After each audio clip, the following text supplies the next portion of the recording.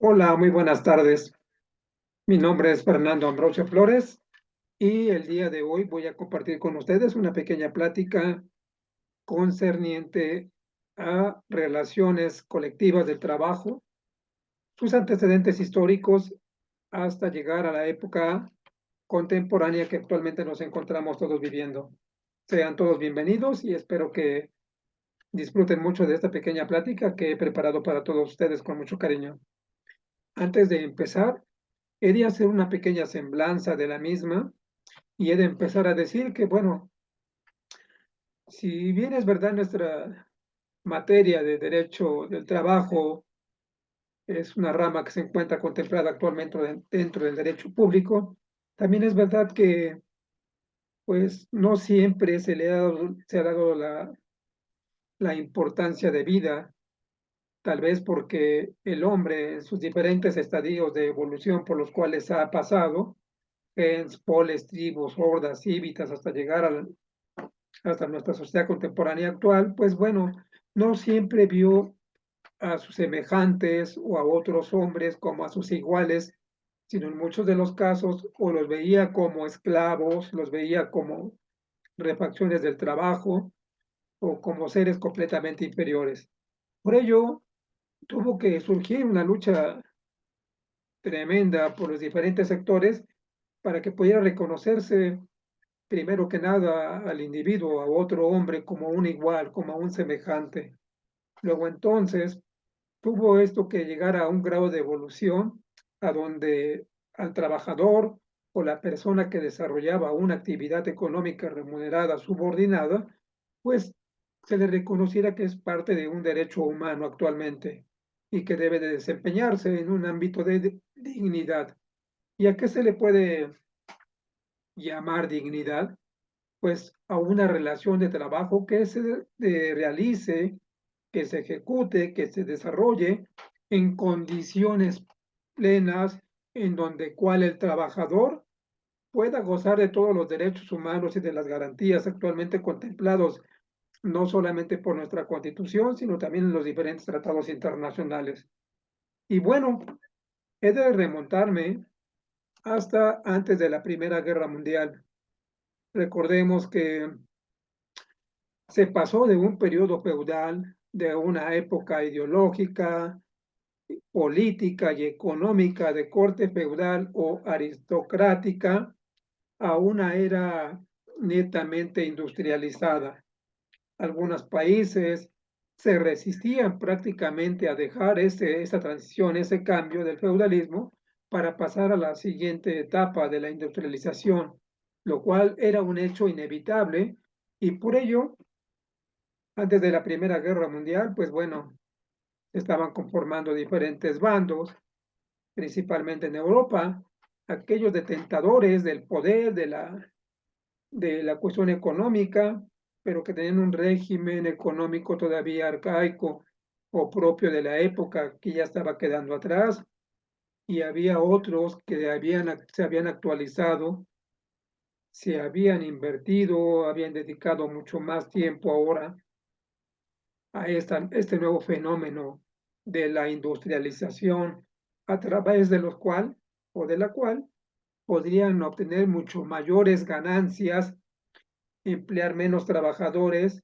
en un tiempo mucho más corto de lo que lo hacían produciendo los sistemas feudales. Así, pues se llega a lo que parecía inevitable, una guerra entre dos bloques o liderada por dos bloques. Por un lado, la Triple Alianza, conformada por Alemania, Hungría, Austria e Italia. Y por otro, la Triple Entente, conformada por Francia, Inglaterra y Rusia. Y aunque, si bien es verdad, no fueron los únicos países que intervinieron en esta contienda bélica, pues podemos decir que fueron los dos grupos hegemónicos que estuvieron liderando esta contienda bélica. Los resultados todos los conocemos actualmente, ¿no? Triunfa eh, la Triple Entente y con ella, pues obviamente Alemania se ve condenada no solamente a perder sus colonias en África, en Asia, en la propia Europa y aún la propia Alemania tuvo que recortar su territorio. ¿Por qué? Porque había sido el país que había resultado perdedor o había resultado derrotado. No solamente también perdió estos tipos de territorios, sino que además, pues también tuvo que reducir su ejército para no volver a constituir una amenaza a, a los diferentes países europeos, ¿verdad? ¿Qué más? ¿Qué más podemos decir de esto? Pues bueno, eh, que a Alemania pues se le condenó a pagar una cantidad estratosférica por motivo de la guerra que ella misma había provocado, se le condenó a reducir su ejército y sobre todo pues perdió esa gran oportunidad de poder liderar prácticamente a los países industrializados europeos, los cuales a lo largo de las décadas iban a liderar prácticamente un desarrollo económico en todo el mundo. Pero de esta contienda bélica, pues obtuvimos algo también favorable. Los países involucrados, pues no solamente se conformaron con ello, ¿no? No solamente se limitaron a decir, bueno, ya resultamos vencedores, ahora hay que subyugar a fulano o a sotano que fueron vencidos, ¿no? Sino que dijeron, vamos a coligarnos para formar una asociación que vele por la paz mundial. Y así, este grupo de países vencedores se coliga para formar lo que se le conoció como la Sociedad de las Naciones o la Liga de las Naciones. Curiosamente, que fue liderada por Estados Unidos, eh, pero Estados Unidos con el presidente Theodore, pues no formó parte de estos primeros 33 países que conformaron la Sociedad de las Naciones o la Liga de las Naciones. ¿Por qué? Porque decían que de hacerlo se verían obligados a acatar los acuerdos que se celebraran con dicha asociación. Por ellos que no lo hicieron, ¿verdad? Entonces, ¿qué fue lo que hicieron? Pues bueno, ellos participaron como países, como un país invitado, obviamente también vencedor de esta primera contienda mundial, y participaron e impulsaron la creación de esta sociedad. Estamos hablando de 1918-1919. Sin embargo, esto no quedó ahí. Bueno, dijeron, ya tenemos conformado este grupo. Ahora, ¿cómo podemos organizarlo para que realmente sea significativo en todas y cada una de nuestras sociedades contemporáneas? Entonces, dijeron, pues buscamos el bienestar y la paz mundial, vamos a desarrollarla a través de la creación de instituciones o grupos que impulsen el desarrollo económico y que por ende beneficien a los trabajadores. Y de esta manera es que como se forma la Organización Internacional del Trabajo. Pero bueno, no es que estos países fueran hermanitas de la caridad, porque obviamente todo el mundo conocemos quiénes son Estados Unidos, quiénes son Inglaterra, quiénes son Francia, todo lo que han hecho en los diferentes países a los cuales han llegado a colonizar, por no decir saquear, obedeció precisamente a que en Europa pues estaba gestando un movimiento muy fuerte a nivel ideológico, a nivel político y por ende que iba a tener repercusión a nivel económico. Estoy hablando que para el 8 de marzo del 2017, pues estalla la revolución socialista soviética, en donde se peleaban los soviets contra los guardias blancas y los grupos aristocráticos de la antigua Rusia. Y no fue sino hasta el 23, si no me equivoco, que fue cuando ellos prácticamente salen vencedores.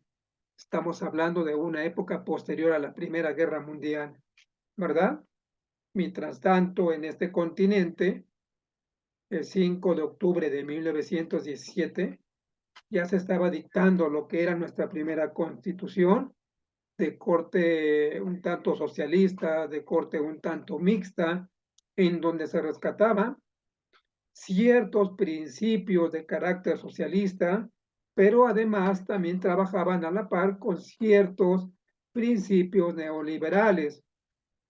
¿De qué estamos hablando específicamente? Dice el artículo 25 que para que el país alcance un sano desarrollo debe tener un plan nacional de desarrollo, ¿verdad? El artículo 26 de la Constitución nos está diciendo que van a intervenir en dicho proceso los diferentes sectores, tanto público, privado, como el federal. Pero bueno, ¿qué más aportó esta Organización Internacional del Trabajo? Pues de manera novedosa empezó a incorporar una función tripartita en donde participaban los representantes de los trabajadores, participaban los representantes de los patrones y ¿qué creen? También participaba el gobierno. Uno puede decir, bueno, ¿y el gobierno para qué? Si era una relación directamente entre dos grupos, ¿no? Ajá, pues participaban porque a través de ellos se habrían de crear las leyes y las condiciones para que se pueda dar perfectamente lo que es el equilibrio entre ambos sectores, trabajadores y patrones. Y esto donde lo vemos plasmado, pues en los laudos, ¿verdad? Un laudo cuando se emitía con el sistema tradicional laboral, no solamente iba firmado por el presidente de X o Y junta, sino que también se le daba vista a los representantes de los trabajadores, de los patrones y del gobierno. Pero estamos hablando de 1917, nuestra primera constitución. Actualmente ya han pasado 107 años. Pudiéramos decir que siempre contamos con una ley federal del trabajo. Siempre la contamos, ¿no?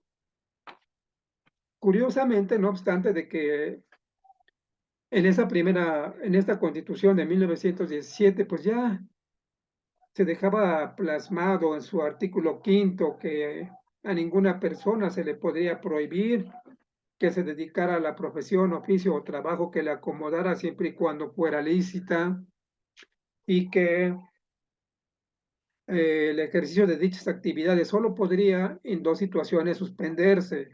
La primera de ellas, cuando por determinación judicial se atacasen los derechos de una tercera persona y en una siguiente situación hipotética, cuando en atención a ciertas disposiciones legales y en observancia de las mismas se estuviera atacando el interés social. Conclusión. Este tipo de actividades solamente puede restringirse o suspenderse por determinación judicial. Bien, ¿verdad?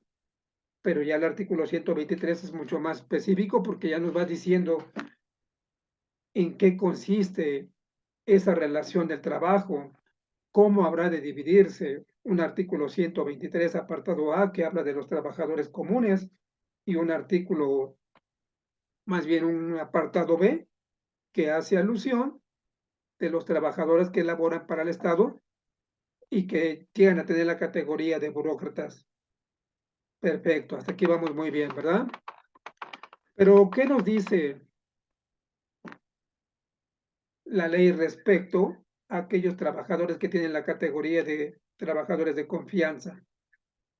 Ah, pues el artículo 115 de la propia Constitución nos va a decir que ellos habrán de regular sus relaciones con un apartado completamente diferente a nuestra Ley Federal del Trabajo. Inclusive tiene una ley orgánica para los trabajadores al servicio del Estado.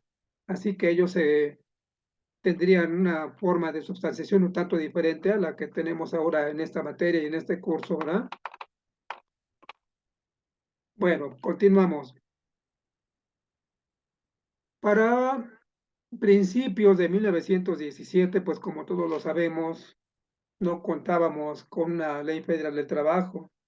Es más, no contábamos ni siquiera con las juntas locales o federales de conciliación y arbitraje, que todos los problemas suscitados entre trabajador y patrón, pues se dirimían por medio del derecho civil, como parte de una herencia de los españoles y que a su vez retomaron de los romanos, ¿verdad? Y que de alguna u otra forma todavía vino a prevalecer en nuestro país. Y no fue sino hasta el 1931 cuando se forman ya realmente estas juntas locales o federales de conciliación y arbitraje, las cuales por mucho tiempo, pues obviamente estuvieron resolviendo todas las controversias suscitadas por motivo de trabajo, ¿no? De despidos, etcétera. Pero bueno, también hemos de decir al respecto que si bien es verdad se podía llevar por forma extrajudicial una conciliación, pues el propio derecho procesal laboral nos marcaba que antes de llegar a la ratificación de la demanda y darle vista al demandado para que se pronunciara y después presentara su contestación, pues tenían ambos más bien que llegar a una especie de conciliación, ¿no? La cual estaba en un principio revestida de un acto de buena fe, pero que lamentablemente nuestras autoridades, por una excesiva carga laboral, no le prestaban toda la atención ni le daban la importancia que la misma merecía. Solamente se les preguntaba, ¿han llegado a algún acuerdo? Pues de manera muy rápida y muy somera, las partes, si no había arreglo, pues decían, nada de que conciliar o ningún arreglo de nuestra parte hasta este momento y se daba prosecución a la siguiente etapa.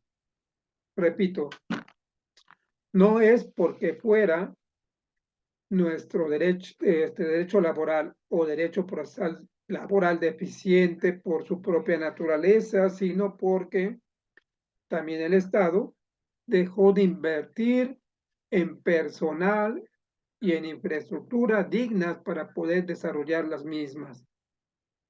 Lo mismo que le está pasando actualmente a nuestro sistema acusatorio adversarial, ¿verdad? Bueno, esta, me regreso un poquito a la Organización Internacional del Trabajo.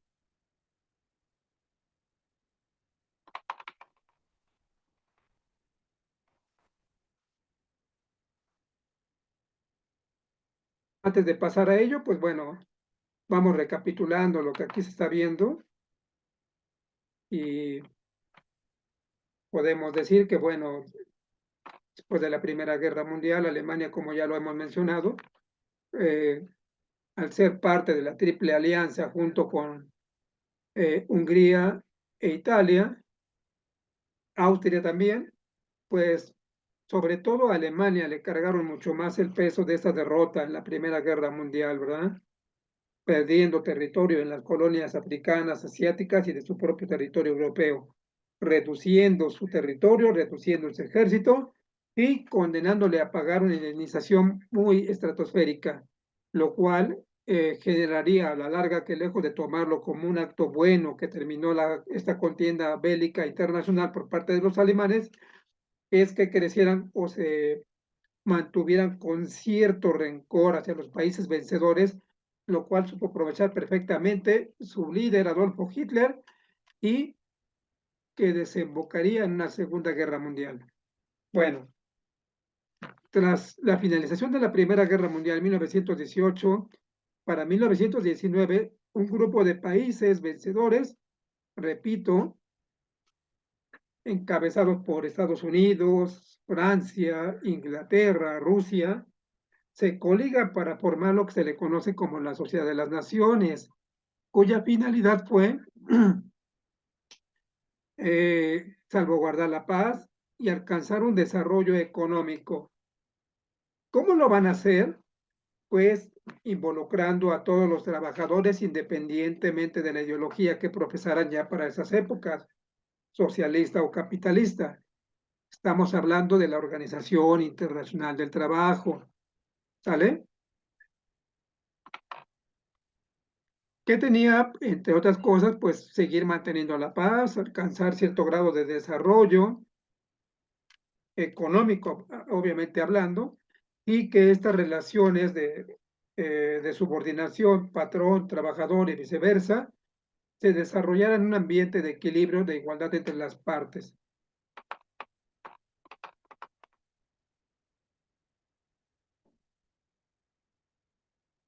Ya hemos dicho que la OIT, pues bueno, vino a ser la primera organización de corte internacional que realmente se preocupaba por los trabajadores, que a través de un Congreso Internacional del Trabajo se irían dirimiendo diferentes controversias para poder regular esta actividad económica remunerada.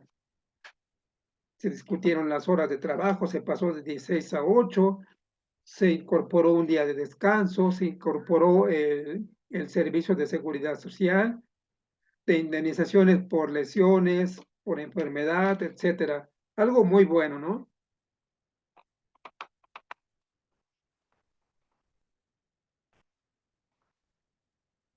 Ya hemos mencionado que nuestra Constitución Federal, la cual fue promulgada el 5 de octubre de 1917,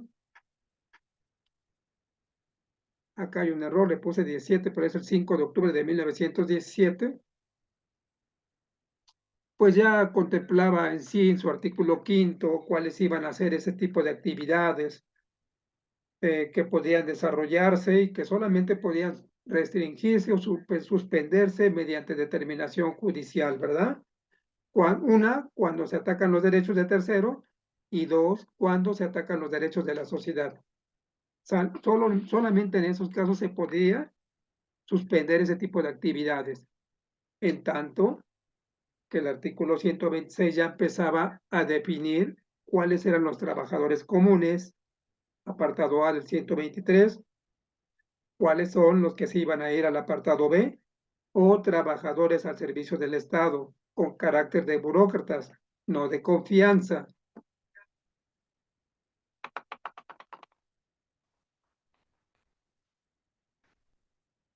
Ahora, la Organización Internacional del Trabajo, como todos lo sabemos, en su convenio 87 ya empezaba a reconocer la asociación de los trabajadores como un derecho fundamental, como un derecho humano, ¿sale? Y esto se vino a reforzar en su convenio número 98, que si no mal recuerdo decía que todos los acuerdos celebrados entre los sindicatos de trabajadores y de patrones iban a adquirir una relevancia, una importancia para el desarrollo de dichas actividades, manteniendo el equilibrio entre ambas fuerzas. Entonces, vamos recapitulando, vamos avanzando un poco. El sindicato no es más que una asociación de trabajadores o de patrones que tiene por finalidad el estudio, mejoramiento y defensa de sus intereses. La ley actualmente, o la Constitución prevé actualmente que todos los trabajadores, todos, nacionales y extranjeros, pueden formar parte de un sindicato. ¿Qué es lo que se les prohíbe a los extranjeros? Que pasen a ocupar un cargo de dirigencia o en la mesa directiva de algún sindicato. Eso es lo que se les prohíbe.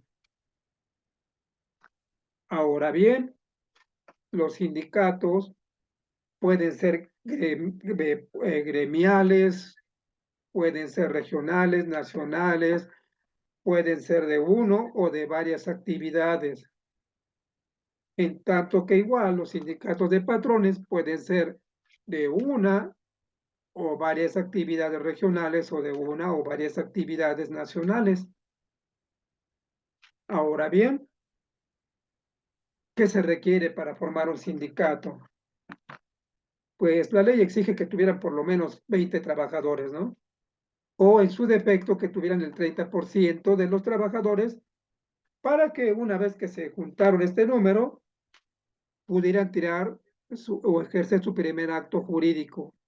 ¿Cuál?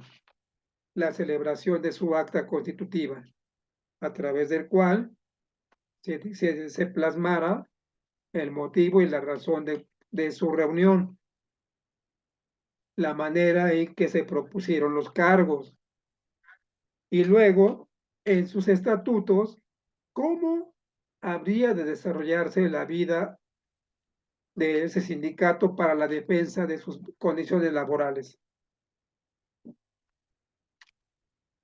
pudiendo inclusive formar parte de la misma todos aquellos trabajadores siempre y cuando tuvieran más allá de 15 años.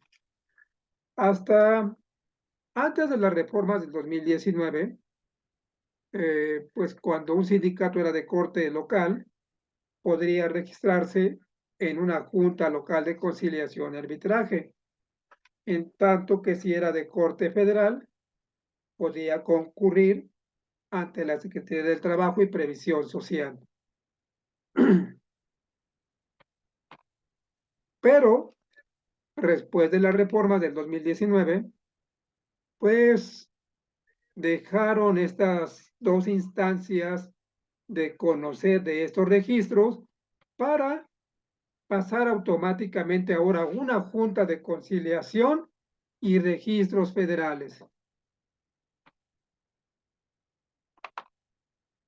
Como sindicalizado, pueden sentarse con el representante de los patrones para llevar a cabo la creación de un contrato ley que en caso de ser aprobada debería de llevarse ante la Junta Local, Junta de Conciliación y Registros Federales para que les entregaran su constancia o registro de.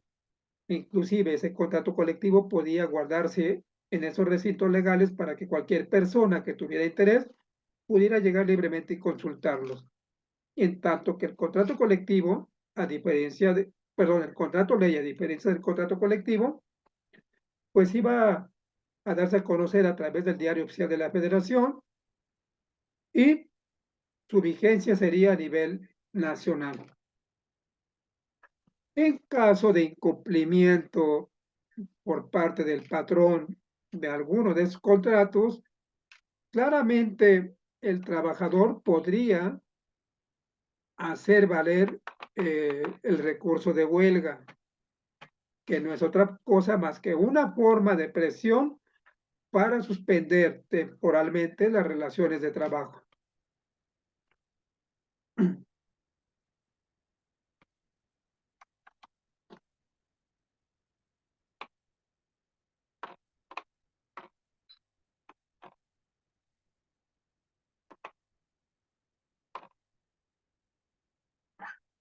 Sindicatos de trabajadores. Los miembros de los sindicatos de trabajadores, federaciones y confederaciones cuentan con los derechos de libre afiliación y de participación. Su registro. Los sindicatos deben registrarse en los centros de conciliación y registros federales. ¿Qué se requiere para estallar una huelga? Pues si prevalecen en dicho lugar, o empresa o establecimiento dos o más sindicatos, lo idóneo, lo pertinente es que se obtenga el 50% más uno de todos los trabajadores como para poder estallar la huelga. Si no me equivoco, la huelga debe de contemplar los requisitos enumerados en el artículo 450 de nuestra Ley Federal de Trabajo, especificar cuál es el objetivo, especificar quiénes a quienes representan, qué documentos avalan a esos trabajadores para poder llegar a esa huelga, con qué número de los mismos cuentan sobre todo, ¿no? Y bueno, quiero pensar que nuestra materia, esta disciplina de las relaciones colectivas del trabajo no son algo que esté agotado, son algo que constantemente está actualizándose porque las sociedades humanas son dinámicas y por ende el trabajo igual está todo el tiempo mutuando y cambiando para bien, para bien, para bien. Recuerden que mediante el voto personal libre y secreto, el trabajador puede incidir no solamente en la creación o modificación de su sindicato, sino también en la ratificación de esos contratos colectivos o contratos ley. No basta que solamente lo firme su secretario general. Es necesario que la Junta actual lo llame para su ratificación. Muchas gracias.